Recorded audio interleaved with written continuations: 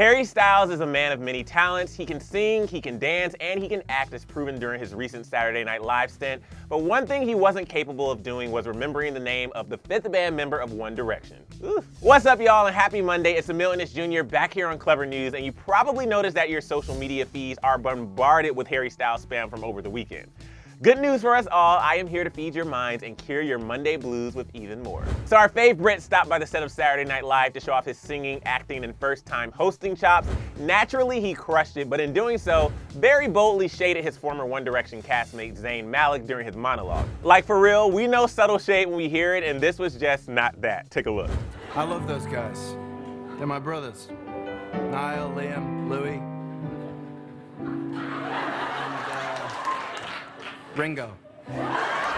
I'm sorry, Ringo? If there was ever a repeat Mariah Carey circa the J-Lo, I don't know her phase, it's this. I mean, even I felt that sick, slow burn from the comfort of my own home. So how Harry actually got to letting the fifth member's name become wiped from his memory was during a part in his monologue when he began to introduce himself. While sitting around a grand piano with a sexy, smoldering look on his face, Harry started by saying, "Now, I don't know if you've heard, but I'm not in a boy band anymore. I'm in a man band now. I was in a band called One Direction." He then teased the audience by saying, "How crazy would it be if they were here tonight?" Well, they're not here. How crazy would it be if they were, though? Harry proceeded to gush over his bros, calling him his brothers, and then the shade happened. Now, you probably already know this, but Zayn quit the band back in 2015 to embark on his own solo career, leaving the group to finish out their run as a foursome for another 2 years. Now, Zayn has yet to comment on Harry's monologue, but hopefully this is all just fun and games, and the two, are laughing about this over a pint, right? But Zayn didn't just happen to be Harry's only target of the night. In case you were too busy drooling over the mad Mick Jagger vibes protruding from your TV screens, Harry also took a shot at his own love life. As he was talking about his relationship with SNL, he explained that he and the show were, quote, more than just friends, and that the two, in fact, have taken things to the next level. Oh, and if you were at all feeling down in the dumps about your own relationship status, this one's for you. Saturday Night Live and I have taken things to the next level. And just like all my serious relationships, we're all going to spend one incredible night together. And then we'll never see each other again.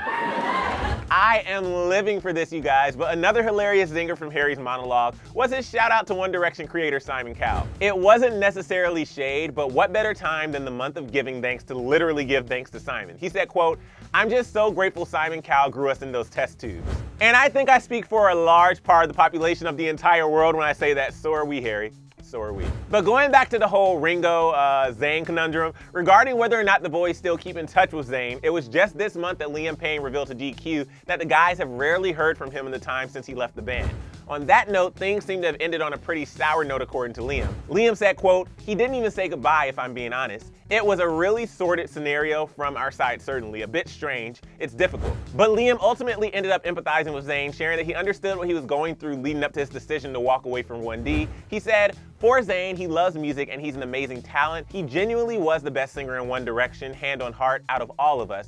But for him to get to a point where, he can't step on a stage, it's a lot." Now, although Harry didn't chime in on any more details during his time on SNL, he did address some shady comments made by Zayn about One Direction back in 2017 during an interview with Rolling Stone. Harry did wish his former bandmate well back then and added that, quote, "It's a shame he felt that way." A few months later, Zayn responded to Harry's interview saying that he didn't even expect to have a relationship with Harry after they went their separate ways, adding that the two weren't even close during the band days anyway. So something tells me Zayn really couldn't care less about Harry's monologue and that he won't be shooting him a call or text anytime soon.